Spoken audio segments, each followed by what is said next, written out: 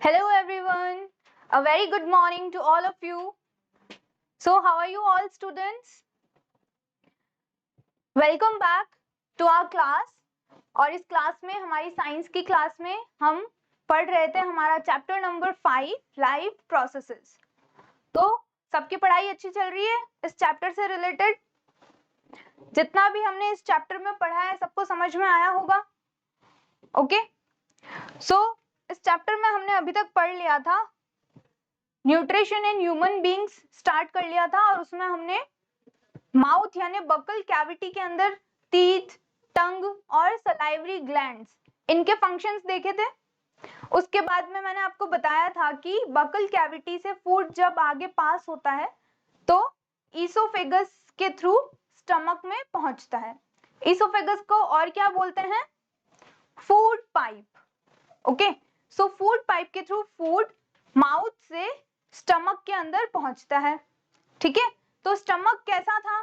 कल मैंने आपको उसके बारे में कुछ बताया था, उसके फंक्शंस और स्ट्रक्चर। जे शेप का एक ऑर्गन होता है। ओके, तो आज भी हम इसके आगे से स्टार्ट करेंगे। स्टमक के बाद में फूड कहाँ जाता है? स्मॉल इंटेस्टाइन में, उसके बाद large intestine and then rectum और फिर एनस के थ्रू उसे बॉडी के बाहर निकाल दिया जाता है। Okay, so let's start with stomach. मैं आपको इसके कुछ पॉइंट्स बता देती हूँ कि स्टमक से रिलेटेड इंपॉर्टेंट पॉइंट्स क्या क्या होते हैं और फिर हम स्मॉल इंटेस्टाइन के बारे में पढ़ेंगे। सो स्टमक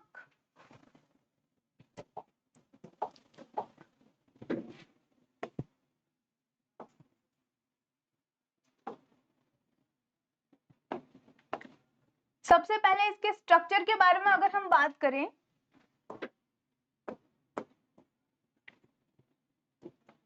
तो पहला पॉइंट आप सभी के दिमाग में आना चाहिए कि ये कैसा होता है।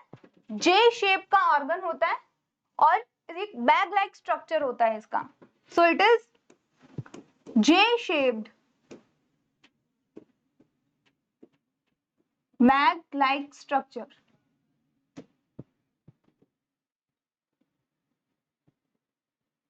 ठीक है, अब जे शेप का तो होता है बट इस पूरे स्टमक को हम तीन पार्ट्स में डिवाइड करते हैं। इस स्टमक को हम तीन पार्ट्स में डिवाइड करते हैं। इसोफेगस जहां पे ओपन होती है तो ये जो ऊपर वाला पार्ट होता है इसे हम बोलते हैं फंडक। बीच वाला जो पार्ट आता है उसे हम बोलते हैं कार्डियक एंड जो इसका लास्ट पार्ट है नीचे वाला जो आगे जाके स्मॉल इंटेस्टाइन में ओपन होगा उसे हम बोलते हैं पाइलोरिक पार्ट। ठीक है, या फिर इसे बोल सकते हैं पाइलोरस। तो स्टमक के तीन पार्ट्स होते हैं। फर्स्ट इज फंडिक या फंडस बोल सकते हैं, cardiac and last is pyloric part. इस बीच वाले पार्ट को कार्डियक इसलिए बोला जाता है बिकॉज ये आपके हार्ट के पास में आता है। ओके, तो इसे बीच वाले पार्ट को हम कार्डियक पार्ट बोलते हैं। तो पूरा जो स्टमक है it is divided into 3 parts. तो उसका सेकंड पॉइंट हम लिखेंगे, इट इज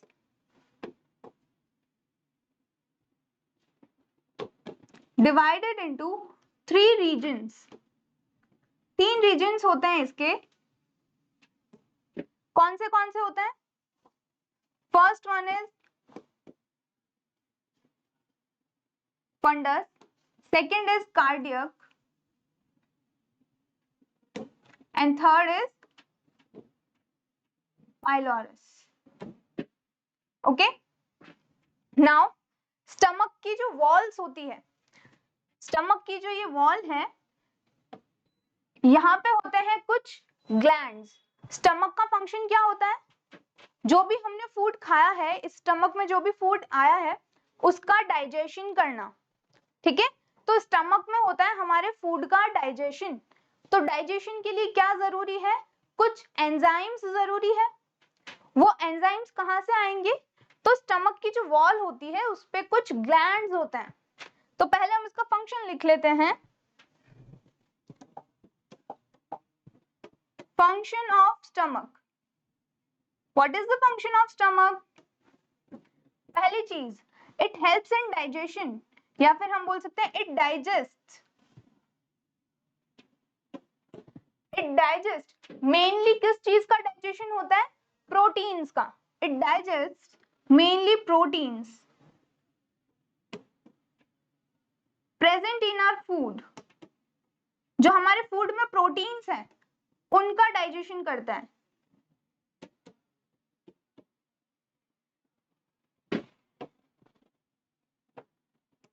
ओके और क्या करता है? फूड को बहुत सिंपल पार्टिकल्स में, बहुत ही ज्यादा स्मॉलर पार्टिकल्स में ब्रेक डाउन करता है। ठीक है, अब कैसे करता है? कौन से ग्लैंड्स होते हैं, कौन से एंजाइम्स होते हैं जो इसमें डाइजेशन में हेल्प करते हैं? यहाँ पे मैंने आपको मेनली प्रोटीन्स लिखवाया है। प्रोटीन्स के साथ साथ सम अमाउंट ऑफ ग्लूकोज यानी कि sugar, some amount of sugar जो होती है, स्टार्च होता है या कार्बोहाइड्रेट, उसका भी डाइजेशन होता है। ठीक है, यहां हम लिखेंगे सम अमाउंट ऑफ कार्बोहाइड्रेट्स, या फिर हम कह सकते हैं शुगर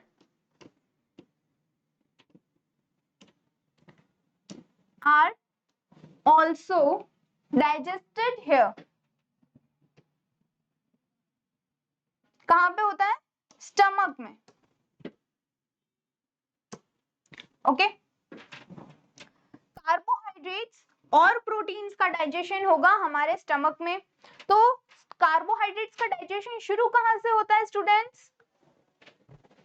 कार्बोहाइड्रेट्स का डाइजेशन स्टमक से शुरू नहीं होता है, हमारे माउथ से शुरू होता है। आपको मैंने बताया था माउथ में कौन सा एंजाइम होता है? Salivary amylase. Salivary amylase 30% starch को हमारे माउथ में ही डाइजेस्ट कर देता है। तो ऐसा होता होगा जब आप कोई खाना खा रहे हो, जैसे आपने कोई चपाती खाई, तो आप जब उसको थोड़ी देर तक च्यू करते हो, थोड़ी देर तक जब चबाते हो, तो उसका थोड़ा स्वीट टेस्ट आने लग जाता है। ओके, तो स्वीट टेस्ट किसका होता है? ग्लूकोज का। तो जो भी आपके फूड में स्टार्च है वो किस में चेंज हो जाता है? ग्लूकोज में, इसीलिए उसका थोड़ा मीठा टेस्ट आने लग जाता है। ठीक है, इसीलिए बोला जाता है कि फूड को च्यू करके खाना चाहिए, चबा चबा के खाना चाहिए, ताकि क्या हो, वो अच्छे से ब्रेक डाउन हो, अच्छे से हमारे माउथ में उसका डाइजेशन हो। Clear to everyone? तो आप जल्दी जल्दी नहीं खाना खाना है, एकदम आराम से खाना खाना है, सो दैट उस फूड के सारे न्यूट्रिएंट्स आपको मिल सके। क्लियर? तो 30% स्टार्च हमारे माउथ में डाइजेस्ट हो जाता है, और जो थोड़ा बहुत होता है और वो हमारे स्टमक में भी डाइजेस्ट होता है। नाउ अब हम आगे बढ़ते हैं to the glands of stomach. Stomach में ग्लैंड्स कौन सी होती है और कहां पे होती है?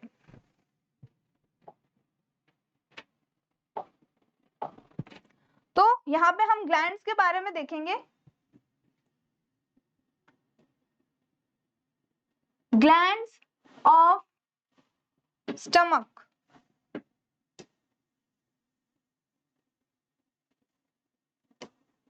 कौन सी ग्लैंड होती है? Gastric glands. तो हम लिखेंगे यहाँ गैस्ट्रिक ग्लैंड्स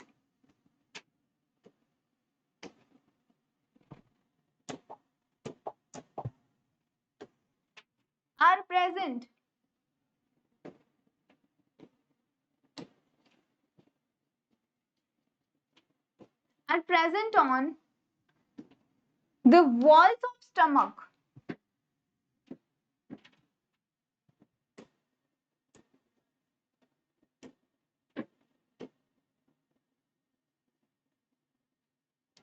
स्टमक की वॉल्स पे कुछ गैस्ट्रिक ग्लैंड्स होती है जो डाइजेस्टिव जूसेस, डाइजेस्टिव एंजाइम्स को सिक्रीट करती है, एंड सिक्रीट्स, क्या सिक्रीट करते हैं बेटा? क्या निकलता है? Digestive enzymes. ये डाइजेस्टिव एंजाइम्स क्या करेंगे? फूड को डाइजेस्ट करने का काम करेंगे। ओके अब कौन से डाइजेस्टिव एंजाइम्स होते हैं? फर्स्ट हमने बात की थी HCl, फर्स्ट होता है HCl।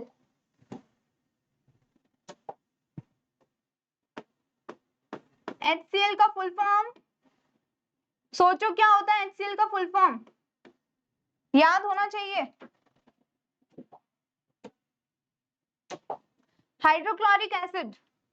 Okay so HCl secrete होता है हमारे स्टमक में, और क्या सिक्रीट होता है? पेप्सिनोजन, और थर्ड सिक्रीट होता है म्यूकस। ये तीनों हमने कल पढ़े थे। ओके सो HCl सिक्रीट होता है हमारे स्टमक में। HCl एक एसिड होता है, हाईली एसिडिक होता है। इससे क्या होता है? हमारे स्टमक में पूरा एसिडिक एनवायरनमेंट हो जाता है, हमारा पूरा जो स्टमक है वो एसिडिक हो जाता है। Okay it helps in, HCl का फंक्शन क्या होता है? It helps in facilitation of pepsinogen. मतलब क्या है इसका? मैंने आपको बताया था पेप्सिनोजन जो होता है वो इनएक्टिव होता है। देखो इधर, पेप्सिनोजन इज इनएक्टिव। इसके ऊपर जब HCl आता है, इसके ऊपर जब HCl रिएक्ट करता है तो ये चेंज हो जाता है पेप्सिन में, जो कि होता है एक्टिव फॉर्म। एक्टिव होने का मतलब ये क्या करेगा? It digest the proteins, it digest the proteins present in our food.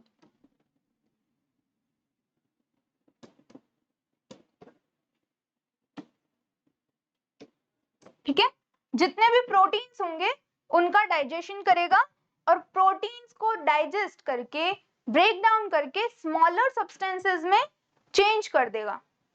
ठीक है, तो पेप्सिनोजन इनएक्टिव होता है, उसको एक्टिव करने का काम होता है HCl का, और फिर पेप्सिन क्या करता है? प्रोटीन्स का डाइजेशन करता है।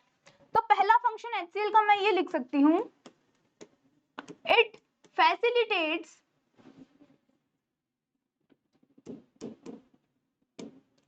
the function of enzyme pepsinogen।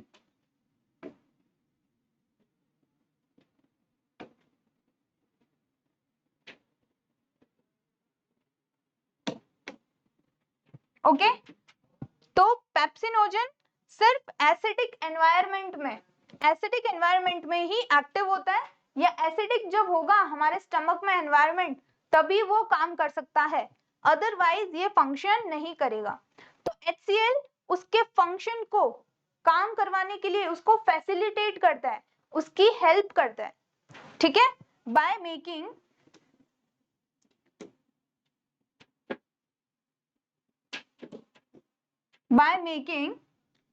the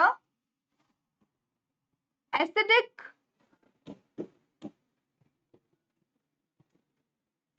environment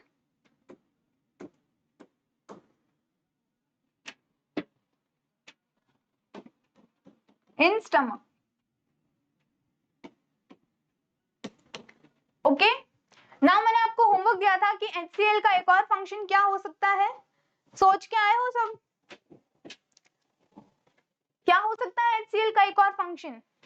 तो बेटा HCl जो होता है बहुत एसिडिक होता है, तो ये क्या कर सकता है? जितने भी बैक्टीरिया या जर्म्स हमारे फूड में अगर है, कोई फॉरेन पार्टिकल हमारे फूड में है जो हमें हार्म कर सकता है, उसको डिस्ट्रॉय कर देगा। ठीक है,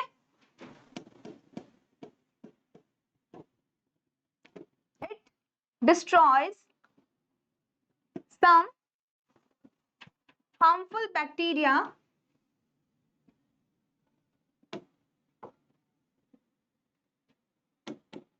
and pathogens।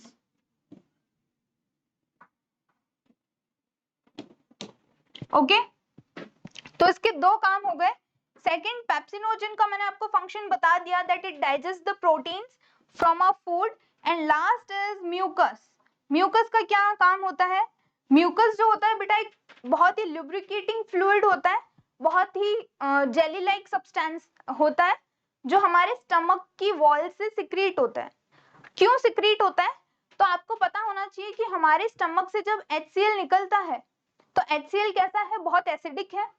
इससे हमारे स्टमक की जो इनर लाइनिंग है वो डैमेज हो सकती है, वो पूरी बर्न हो सकती है, डिस्ट्रॉय हो सकती है। तो हमारी इनर लाइनिंग ऑफ स्टमक को प्रोटेक्ट करने का काम करता है ये म्यूकस। ठीक है, तो हम इसको लिखेंगे इट प्रोटेक्ट्स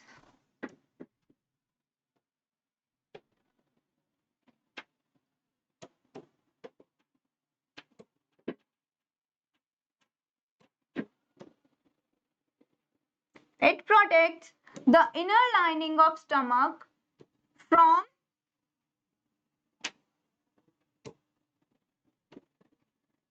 acidic HCl।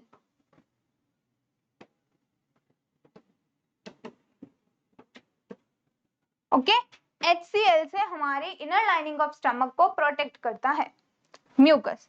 तो यहाँ तक हमने स्टमक के बारे में पढ़ लिया, उसके फंक्शंस क्या होते हैं, स्ट्रक्चर क्या होता है, कौन से डाइजेस्टिव एंजाइम्स इसमें से निकलते हैं, यहाँ तक क्लियर है। यहाँ पे स्टमक में आपका जो फूड आया है, देखो आपने फूड यहाँ से खाया, माउथ में गया, उसके बाद में आया ईसोफेगस, और ईसोफेगस के बाद में ये आ गया है आपके स्टमक में, और स्टमक में यहाँ डाइजेस्ट हो गया है प्रोटीन्स। अब स्टमक के बाद में फूड कहाँ जाएगा? Towards the small intestine. तो बेटा ऐसा ही नहीं है कि बस स्टमक में आया और आगे स्मॉल इंटेस्टाइन में चला गया। स्मॉल इंटेस्टाइन और स्टमक के बीच में एक स्पिंचर होता है, या फिर मैं कह सकती हूँ एक गेट होता है। ठीक है, ये गेट क्या करता है? इस फूड की एंट्री को रेगुलेट करता है कि फूड कितना आगे जाना चाहिए, कब आगे जाना चाहिए, ठीक है, कौन सी स्पीड से आगे जाना चाहिए, ये रेगुलेशन कौन करता है? स्पिंचर। और क्योंकि यहाँ लास्ट पार्ट कौन सा होता है? पाइलोरस। तो यहाँ पे जो स्पिंचर है, जो गेट है, उसका नाम है pyloric sphincter. Pyloric sphincter. Okay, तो देखो आगे मैंने आपको बताया mucus protects the inner lining of stomach from acidic HCl. Now the food enters into small intestine by passing through pyloric sphincter. Pyloric sphincter से पास होके फूड कहाँ जाएगा? अब स्मॉल इंटेस्टाइन के अंदर। लिख लेते हैं यहाँ पे,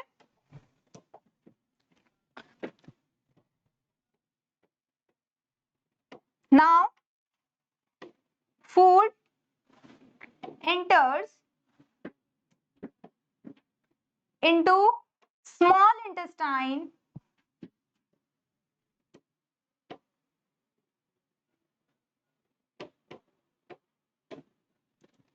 by passing through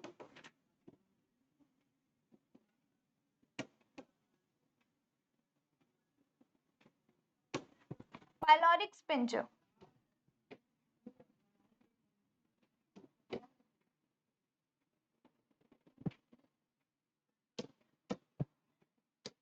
ओके, यहां तक सबको क्लियर है? चलो तो चलते हैं हमारे स्मॉल इंटेस्टाइन की तरफ। ये देखो स्ट्रक्चर बेटा, ये हमारा स्टमक है, यहाँ स्टमक एंड हो गया हमारा। अब यहाँ पे होता है पाइलोरिक स्पिंचर, बना देती हूं मैं।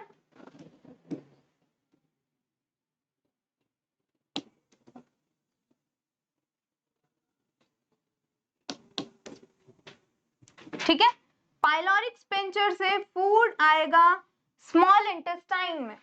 ओके, तो let's talk about small intestine. हमारी एलिमेंट्री कैनाल का जो सबसे लॉन्गेस्ट पार्ट होता है वो होता है small intestine. About 7 metres of length का हो सकता है ये स्मॉल इंटेस्टाइन, ठीक है। 7 मीटर लंबी हो सकती है हमारी स्मॉल इंटेस्टाइन, ठीक है। कुछ एनिमल्स में थोड़ी छोटी हो सकती है और थोड़ी ज्यादा लॉन्ग भी हो सकती है, ठीक है।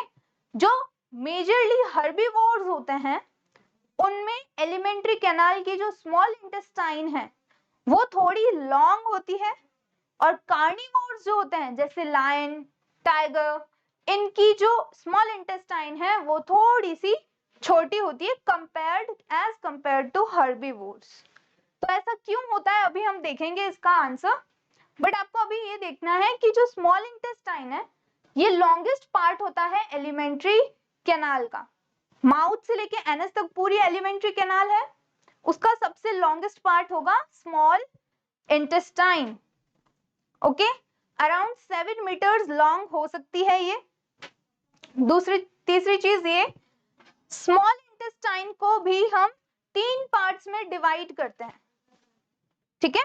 स्मॉल इंटेस्टाइन के 3 पार्ट्स होते हैं, रीजन्स होते हैं।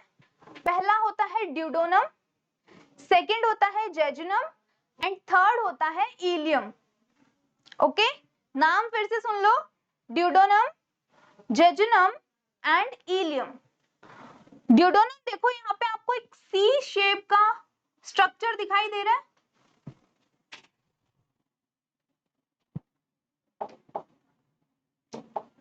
देखो ये ब्लू कलर में आपको एक स्ट्रक्चर दिखाई दे रहा है सी शेप का, तो इस पार्ट को हम बोलते हैं ड्यूडोनम, ओके। ड्यूडोनम में फूड एंटर होता है, स्टमक से जो फूड आता है वो ड्यूडोनम में आता है। ड्यूडोनम के बाद में जो पार्ट आता है उसे हम बोलते हैं जेजुनम, ये रहा, ये जो पार्ट है वो है जेजुनम। और उसके बाद जो थर्ड पार्ट होता है ये ग्रीन कलर का जो आपको दिखाई दे रहा है,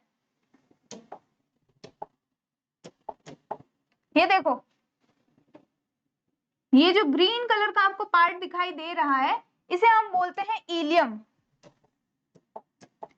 ओके। तो ये 3 पार्ट्स होते हैं, इन तीनों के अलग अलग फंक्शन होते हैं, ठीक है।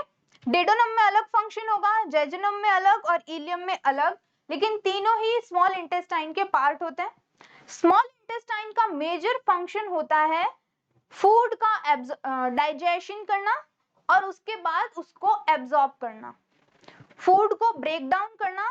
कॉम्प्लेक्स फूड हम खाते हैं तो कॉम्प्लेक्स फूड को स्मॉलर या सिंपलर फॉर्म में चेंज करता है बाय डाइजेशन, और फिर उस फूड को एब्जॉर्ब करता है, कौन करता है, स्मॉल इंटेस्टाइन, ठीक है।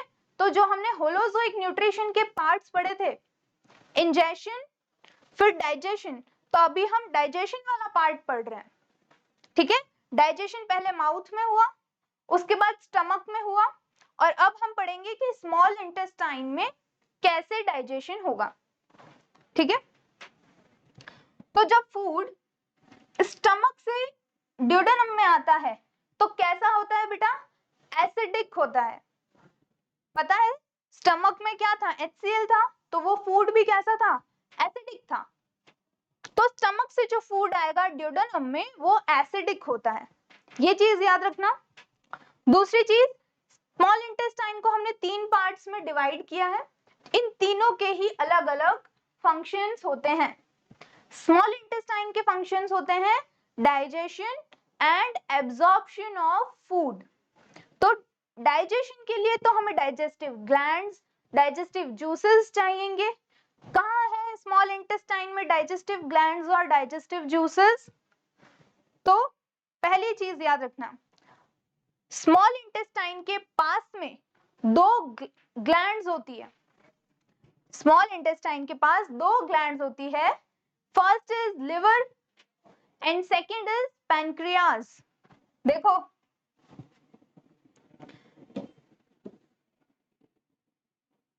एक ग्लैंड का नाम है पैनक्रियाज और दूसरी होती है लिवर। ये दोनों ही क्या है, डाइजेस्टिव ग्लैंड्स हैं। इन ग्लैंड से निकलते हैं कुछ डाइजेस्टिव जूसेस जो कहां पे एंटर करते हैं, इस ड्यूडेनम के अंदर, ठीक है। तो लिवर और पैंक्रियास से जो भी डाइजेस्टिव जूस निकलेंगे वो स्मॉल इंटेस्टाइन के ड्यूडेनम पार्ट में एंटर करेंगे।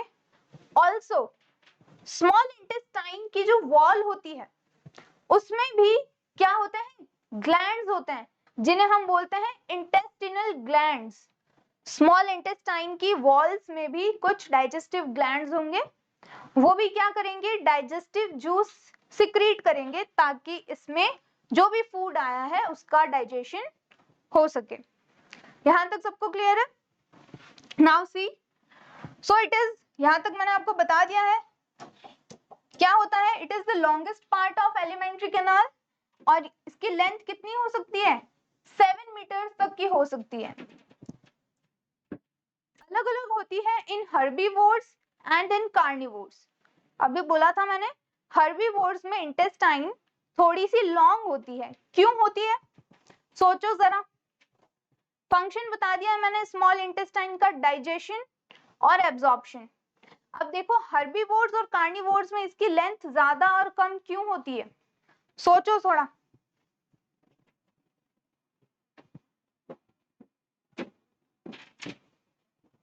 देखो हर्बीवोर्स जो होते हैं, काउ, डियर, ठीक है, तो ये क्या करते हैं, मेनली ग्रीन प्लांट्स खाते हैं। हर्बीवोर्स का जो खाना होता है वो क्या होता है, ग्रीन प्लांट्स, मेजरली वो घास फूस, हरी पत्तियां, ये सब खाते हैं।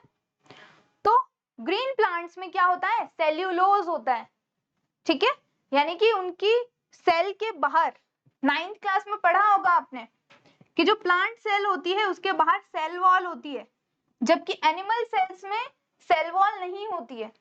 और प्लांट्स की सेल वॉल किससे मिलके बनती है, सेल्यूलोज से बनती है। तो हर्बीवोर्स जो फूड खाते हैं वो होता है मेनली सेल्यूलोजिक फूड। उनके फूड में मेनली सेल्यूलोज होता है जिसे डाइजेस्ट करना बहुत मुश्किल है, ठीक है, बहुत हार्ड होता है वो, इसीलिए उसे डाइजेस्ट करना बहुत ज्यादा मुश्किल होता है।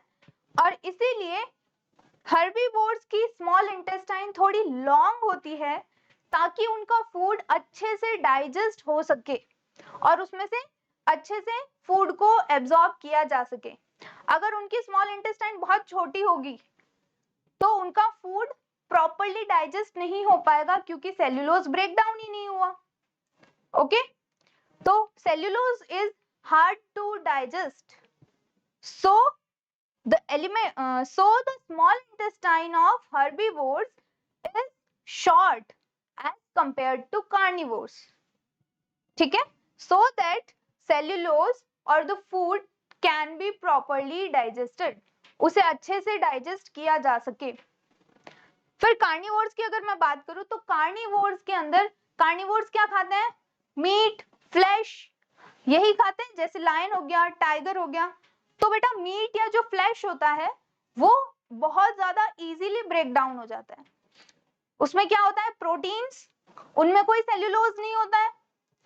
तो जब फ्लैश वो खाते हैं तो उसका जो डाइजेशन है बहुत इजीली हो जाता है, इसीलिए उनकी स्मॉल इंटेस्टाइन थोड़ी सी छोटी होती है एज कंपेयर टू हर्बीवोर्स, क्योंकि उसका डाइजेशन फटाफट हो जाएगा और जल्दी से डाइजेशन होके फटाफट से वो एब्जॉर्ब हो जाएगा। लेकिन हर्बीवोर्स में डाइजेस्ट करने में बहुत टाइम लगेगा, इसीलिए उनकी स्मॉल इंटेस्टाइन बड़ी होती है, लॉन्गर होती है। Third, it is highly coiled. आपकी जो स्मॉल इंटेस्टाइन मैंने बताया कितनी है, 7 metres.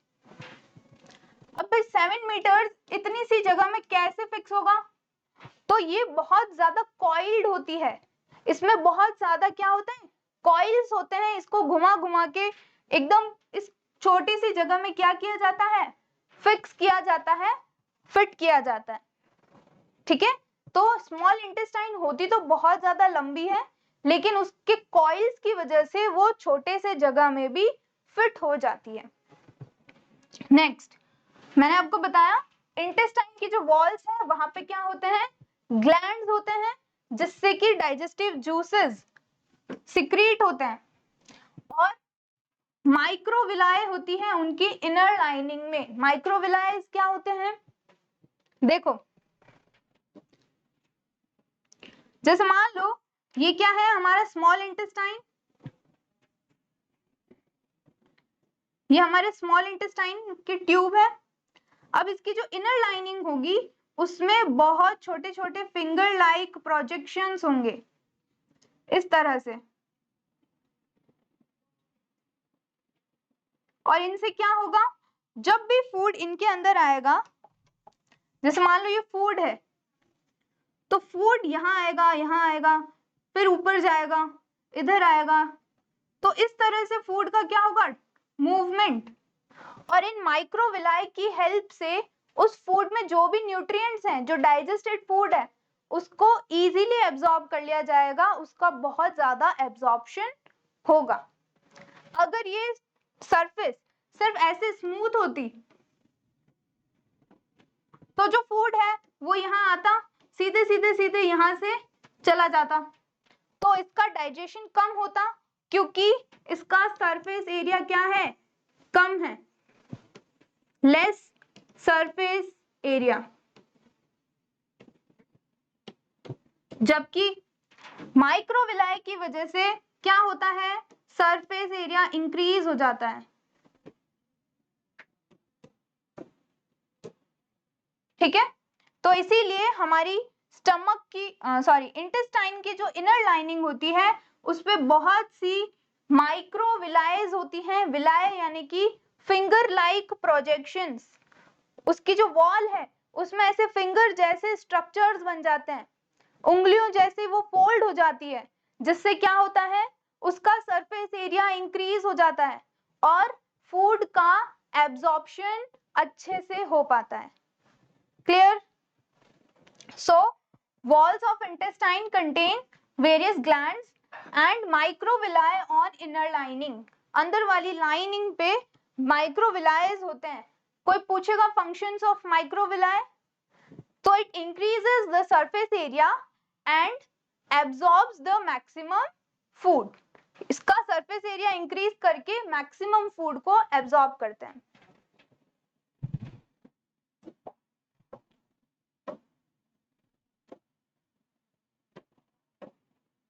Now, it is divided into three regions: duodenum, jejunum and ileum. ये तीनों मैंने आपको बता दिए हैं। duodenum और jejunum में क्या होगा बेटा, मोस्टली डाइजेशन।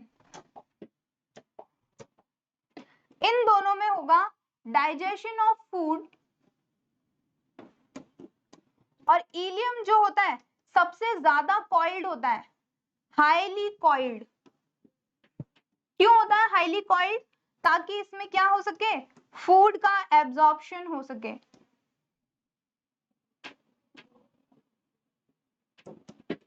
ओके, इलियम में होता है फूड का एब्जॉर्प्शन, और इसीलिए ये बहुत ज्यादा कॉइल्ड होती है ड्यूडेनम और जेजुनम के कंपैरेटिवली। सो ये हमारा स्ट्रक्चर है स्मॉल इंटेस्टाइन का। स्ट्रक्चर के बारे में मैंने आपको बता दिया। फंक्शंस अगर मैं इसके बताऊं आपको, तो इसके क्या क्या फंक्शंस लिख सकते हैं?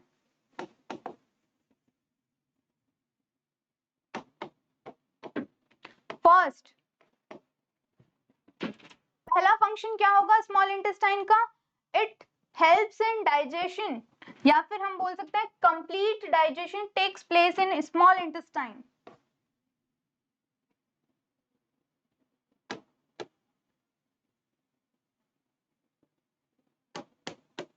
Complete digestion of food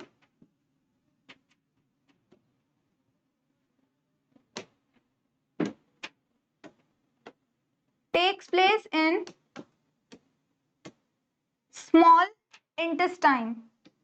अब कंप्लीट डाइजेशन का मतलब है कि देखो थोड़े से प्रोटीन स्टमक में डाइजेस्ट हुए थे, थोड़े कार्बोहाइड्रेट्स डाइजेस्ट हुए थे। अब वो जो थोड़े थोड़े डाइजेस्ट हुए हैं, थोड़ा बहुत उनका जो ब्रेकडाउन हुआ है, वो कंप्लीटली पूरे सिंपलर पार्टिकल्स में किस में चेंज होंगे? स्मॉल इंटेस्टाइन में। पूरा जो डाइजेशन होता है वो होता है स्मॉल इंटेस्टाइन में, और वो भी ड्यूडेनम और जेजुनम पार्ट के अंदर। ठीक है, ड्यूडेनम पार्ट या जेजुनम पार्ट के बाद उसमें कोई भी डाइजेशन नहीं होगा। स्मॉल इंटेस्टाइन में फाइनल डाइजेशन होता है हमारे फूड का, उसके आगे जाने के बाद कोई डाइजेशन का प्रोसेस नहीं होगा, उसके बाद में सिर्फ एब्जॉर्प्शन होगा और फिर एसिमिलेशन होगा। ठीक है, सो इसका फंक्शन होता है कि कंप्लीट डाइजेशन जो होता है फूड का वो स्मॉल इंटेस्टाइन के अंदर होता है। किसकी मदद से होता है? Pancreas, liver and small intestine के जो ग्लैंड्स होते हैं, उन तीनों से जो डाइजेस्टिव एंजाइम्स आते हैं उनसे होता है फूड का complete digestion. Okay, now second इसका फंक्शन मैं क्या बताऊंगी? Absorption of food. फूड का डाइजेशन हो गया, अब क्या करना है उसका? Absorption. Absorption of digested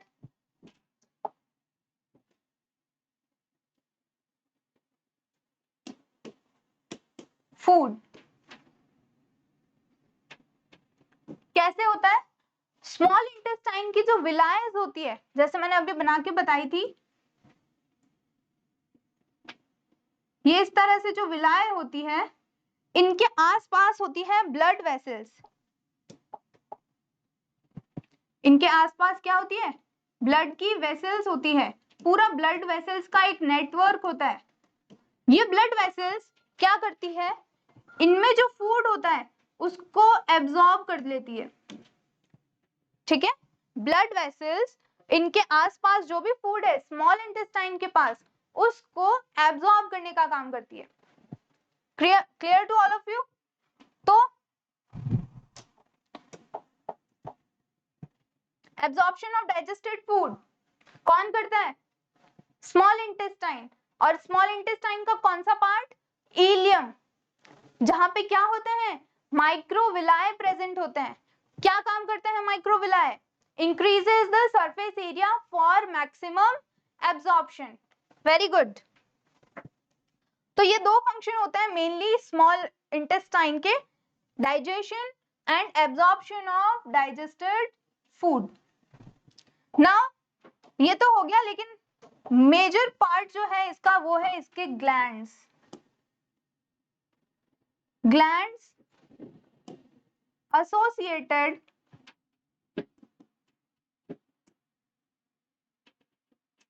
with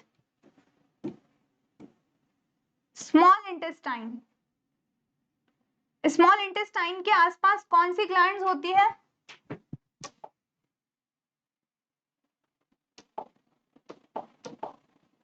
देखो डायग्राम दिखाई दिया यहाँ पे, ये हमारी स्मॉल इंटेस्टाइन है। ठीक है, अब यहाँ पे देखो ये जो स्टमक है, चलो मैं डायग्राम बना ही देती हूँ।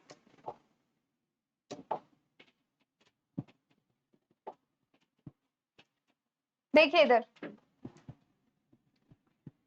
ये इसोफेगस है, इससे आया स्टमक, ये है सी शेप्ड ड्यूडेनम, आगे जाके ये कॉइल हो जाएगा और क्या बनाएगा?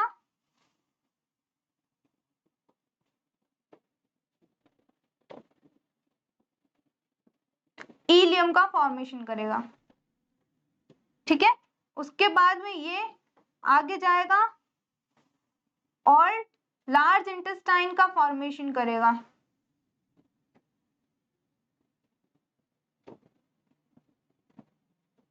लार्ज इंटेस्टाइन आगे आएगा रेक्टम और फिर एनस के थ्रू उसे बाहर निकाल दिया जाएगा फूड को। अब इसके यहाँ पे एक जगह है, दिख रही है? ये जो सी शेप ड्यूडेनम बना, इसके पास में एक स्मॉल नॉच होता है, एक छोटी सी जगह होती है, यहाँ पे होता है आपका पैंक्रियाज। ये है पैंक्रियाज।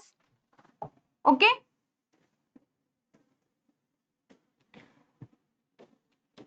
ये पैंक्रियाज से जो भी डाइजेस्टिव एंजाइम्स होते हैं वो आते हैं इस ड्यूडेनम में, और आपके राइट हैंड साइड में होता है आपका लिवर।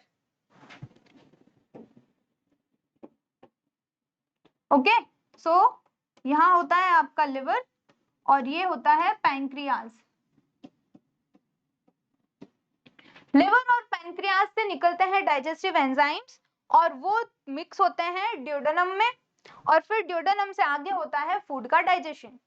तो दोनों को एक साथ अलग अलग देख लेते हैं कि लिवर और पैंक्रियाज से कौन से जूसेस निकलते हैं। तो पहला हम अगर पढ़ें लिवर, लिवर हमारे बॉडी की लार्जेस्ट ग्लैंड है, largest gland of human body.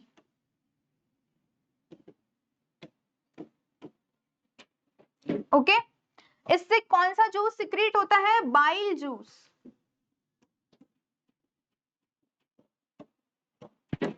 Liver से सिक्रीट होगा बाइल जूस। ये लिवर है, इसमें से बाइल जूस निकलेगा और वो भी किसमें आएगा? ड्यूडेनम के अंदर। नेक्स्ट, लिवर जो होता है दो पार्ट में डिवाइडेड होता है बेटा। लिवर टू पार्ट्स में डिवाइडेड होता है, right lobe and left lobe. ठीक है, इसके दो पार्ट्स होते हैं। और लिवर के अंदर होता है गॉल ब्लैडर। ठीक है, आपने कभी डायग्राम देखा होगा आपकी बुक में, डाइजेस्टिव सिस्टम का डायग्राम।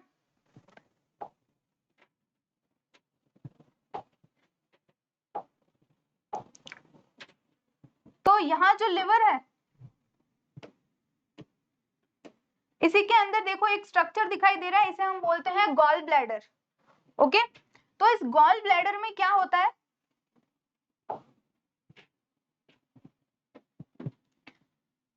बाइल जूस जो लिवर से सिक्रीट होगा वो उस गॉल ब्लैडर में आके स्टोर होगा और उसे वहां पे कंसंट्रेट किया जाएगा या फिर उसको वहां पे स्टोर करके रखा जाएगा उस बाइल से, उस गॉल ब्लैडर से। जैसे ये गॉल ब्लैडर है, तो इस गॉल ब्लैडर में लिवर से सिक्रीट होगा बाइल, वो बाइल इसमें स्टोर होगा और फिर वो जाएगा ड्यूडेनम के अंदर। अब बाइल का क्या काम होता है, क्या फंक्शन है इस लिवर से निकलने वाले बाइल जूस का?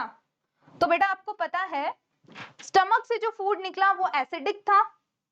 ठीक है, जब वो एसिडिक फूड स्मॉल इंटेस्टाइन में आएगा, ड्यूडेनम में आएगा, तो उसके लिए जरूरी है कि उसको एल्केलाइन बनाया जाए। ओके, पहली चीज तो ये कि उसको एल्केलाइन बनाना होता है क्योंकि बहुत एसिडिक है, वो क्या कर सकता है? स्मॉल इंटेस्टाइन को डैमेज कर सकता है। हमारे स्टमक में तो म्यूकस था, इसकी वजह से उसकी इनर लाइन प्रोटेक्टेड थी, लेकिन स्मॉल इंटेस्टाइन में ऐसा नहीं होगा, तो उसे एसिडिक नेचर से बचाने के लिए यहाँ इस फूड को एल्केलाइन बनाना बहुत जरूरी है।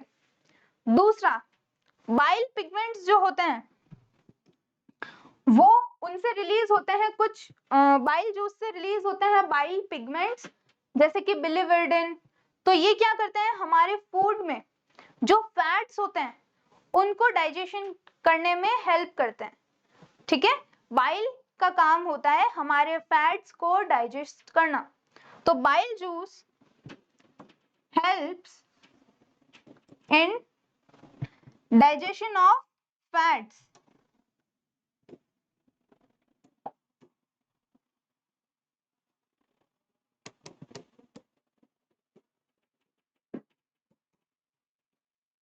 तो लिवर से आएगा बाइल जूस जो फैट्स को डाइजेस्ट करने में हेल्प करेगा। और लेफ्ट हैंड साइड से क्या है? पैंक्रियाज। पैंक्रियाज से निकलेंगे डाइजेस्टिव एंजाइम्स जिसका नाम है ट्रिप्सिन। तो सेकंड हमारे पास था पैंक्रियाज,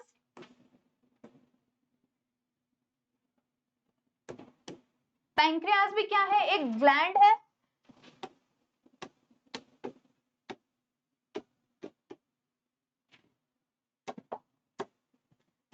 इसे हम एक्सोक्राइन और एंडोक्राइन ग्लैंड बोलते हैं। It is exocrine as well as an endocrine gland.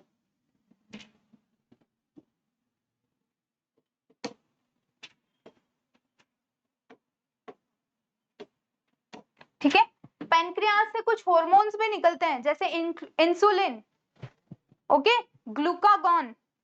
तो कुछ हॉर्मोन्स भी निकलते हैं जो हमारे लिए बहुत बेनिफिशियल भी होते हैं, और इससे निकलते हैं digestive juices. It secretes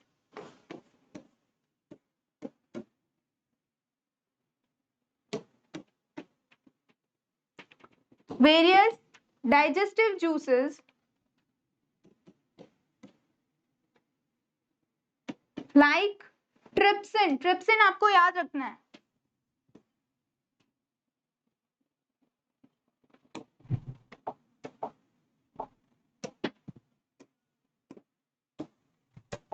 trypsin से होता है प्रोटीन्स का डाइजेशन। ट्रिप्सिन क्या करेगा? प्रोटीन्स को डाइजेस्ट करेगा हमारे फूड में। ओके, तो पेंक्रियास से निकलता है ट्रिप्सिन, जो कि हमारे फूड को डाइजेस्ट करने में हेल्प करता है। नेक्स्ट, थर्ड इसकी जो ग्लैंड होती है वो होती है इंटेस्टिनल ग्लैंड्स।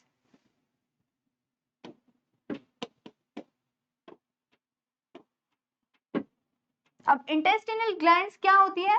हमारी जो स्मॉल इंटेस्टाइन का ड्यूडेनम वाला पार्ट है, वहां पे होती है कुछ उसकी वॉल्स पे, जैसे स्टमक की वॉल्स पे गैस्ट्रिक ग्लैंड्स थी, वैसे ही स्मॉल इंटेस्टाइन की जो वॉल्स है उस पे होती है इंटेस्टिनल ग्लैंड्स, और उससे रिलीज होता है इंटेस्टिनल जूस।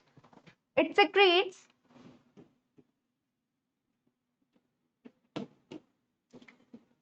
इंटेस्टिनल जूसेस, जिन्हें हम बोलते हैं सक्कस एंटेरिकस। अगर नाम याद आपको रहे, देखो इसे बोलते हैं सक्कस एंटेरिकस।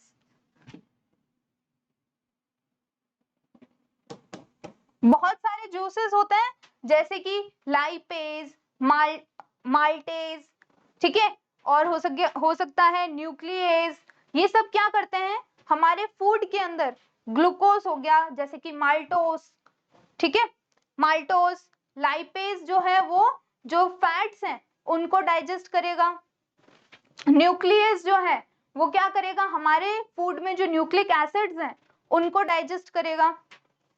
ओके, सो इस तरह के कुछ जूसेस होते हैं, उनको हम बोलते हैं सक्कस एंटेरिकस, जो स्मॉल इंटेस्टाइन से रिलीज होते हैं और क्या करते हैं?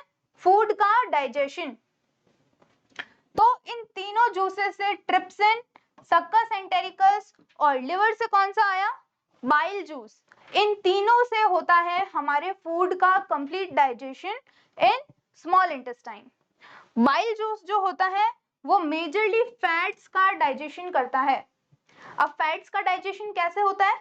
देखो इधर, फैट्स जो होते हैं बेटा वो बहुत बड़े ग्लोब्यूल्स के फॉर्म में होते हैं। फैट्स किसके फॉर्म में होते हैं? लार्ज ग्लोब्यूल्स के फॉर्म में। अब फैट्स किसी से सॉल्युबलाइज तो होते नहीं है, किसी के साथ डिसॉल्व भी नहीं होते, तो फैट्स के क्या होते हैं? बड़े बड़े ग्लोब्यूल्स हो जाते हैं। अब ये ग्लोब्यूल्स जो होते हैं इन पे एंजाइम्स इफेक्टिवली वर्क नहीं करते हैं, क्योंकि इनका सरफेस एरिया बहुत कम है, ठीक है। तो इन लार्जर ग्लोब्यूल्स पे जो एंजाइम्स हैं वो अच्छे से वर्क नहीं कर पाते हैं, इसीलिए बाइल जो होता है, बाइल इनको क्या करता है? इमल्सिफाई करता है। बाइल क्या करता है? इमल्सिफाई। इमल्सिफाई का मतलब बाइल जो एंजाइम है वो क्या करेगा? इन फैट्स के साथ में जुड़ जाएगा, जैसे कि सोप का एक्शन देखा था हमने, ठीक है, सोप का एक्शन पढ़ा होगा आपने केमिस्ट्री में, सोप्स कैसे वर्क करते हैं। तो वैसे ही बाइल है वो फैट्स को इमल्सिफाई करके छोटे छोटे फैट्स के ग्लोब्यूल्स बना लेता है, ठीक है, और ये इसको स्मॉलर ग्लोब्यूल्स में चेंज कर देता है। Smaller globules of fatty acid plus glycerol, इसमें चेंज कर देता है। फैट्स को किसमें चेंज कर दिया? फैटी एसिड प्लस ग्लिसरॉल में। किसने चेंज किया? बाइल ने। इसको हम क्या बोलते हैं? इमल्सिफिकेशन। ओके, और फिर इन फैटी एसिड और ग्लिसरॉल का हो जाता है एब्जॉर्प्शन। कहाँ होता है इनका एब्जॉर्प्शन? देखो यहाँ पे जैसे स्मॉल इंटेस्टाइन है, इसकी ये क्या है, विलाइज है। इन्हीं के पास में कुछ वेसल्स होती हैं, कुछ और वेसल्स होती है जैसे कि ब्लड वेसल्स हैं, वैसी ही कुछ और वेसल्स होती हैं जिन्हें लैक्टियल्स बोलते हैं। वो क्या करती है, इन फैट को भी एब्जॉर्ब कर लेती है। ओके, तो फैट्स का डाइजेशन हो गया, प्रोटीन्स का भी डाइजेशन यहीं पे हो जाता है, और फैट्स, प्रोटीन्स, कार्बोहाइड्रेट्स, इन सभी का जो डाइजेशन है वो हमारे स्मॉल इंटेस्टाइन में कंप्लीट हो जाता है। और नेक्स्ट होता है उसका एब्जॉर्प्शन, लिखेंगे यहाँ पे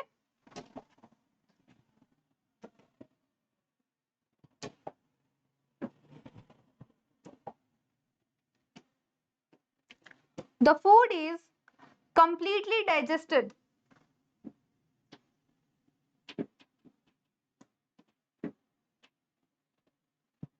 कहाँ डाइजेस्ट होता है, इन duodenum and jejunum.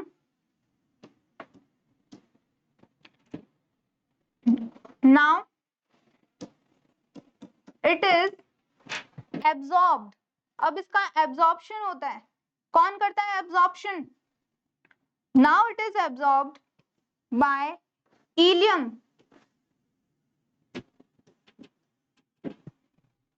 that has microvilli, जिसपे क्या होते हैं, माइक्रोविलाए होती है, on its inner lining.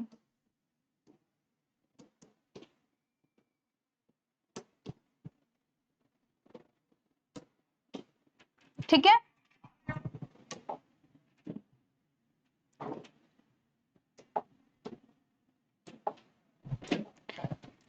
Microvilli क्या करेगी,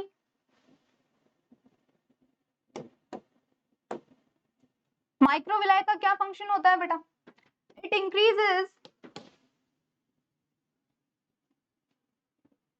the surface area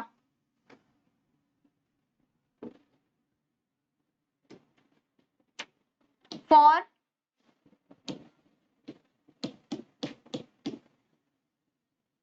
maximum absorption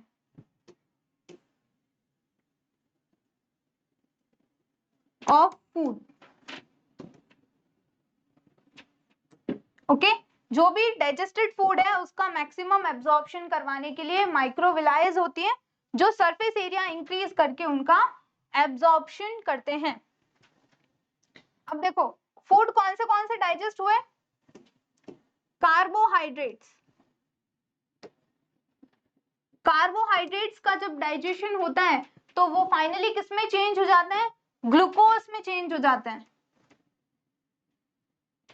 ये क्या है, सिंपलेस्ट फॉर्म है, और ये क्या है, कॉम्प्लेक्स फॉर्म। प्रोटीन्स, प्रोटीन्स का डाइजेशन होने के बाद में वो क्या बन जाते हैं, अमाइनो एसिड्स।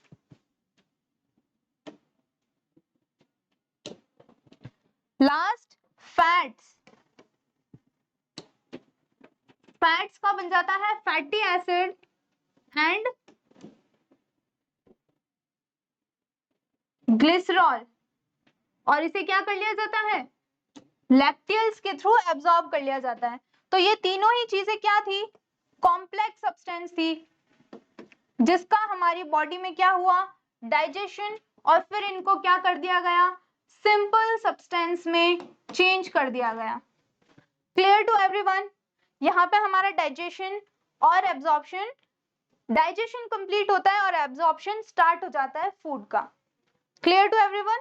अब यहाँ से आगे फूड किस में जाएगा, लार्ज इंटेस्टाइन में, वहां होगा उनका एब्जॉर्प्शन, और लार्ज इंटेस्टाइन के आगे रेक्टम में जाएगा और एनस के थ्रू उसे बाहर निकाल दिया जाएगा बॉडी से।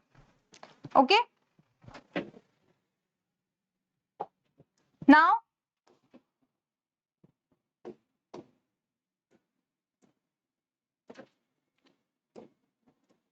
अनडाइजेस्टेड फूड, रुको,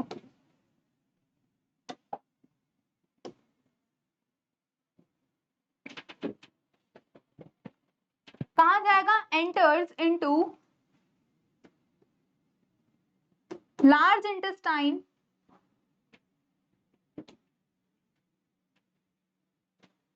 जहां पे क्या होता है? Maximum absorption, where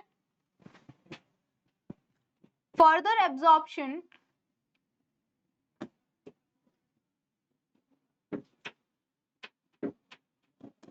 of water,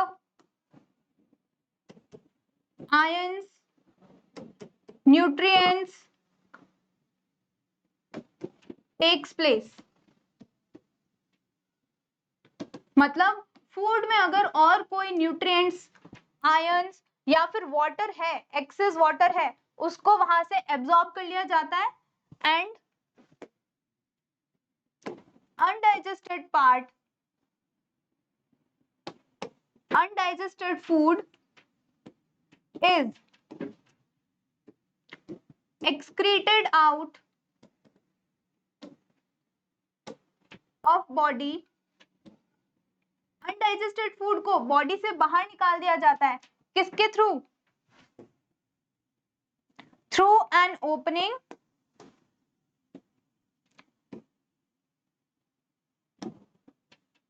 called as anus. Okay, anus के थ्रू जो भी अनडाइजेस्टेड सॉलिड वेस्ट होता है उसको बॉडी से बाहर निकाल दिया जाता है और इसको रेगुलेट करने का, इट इज रेगुलेटेड. एनस को कौन रेगुलेट करता है? By anal स्पेंचर.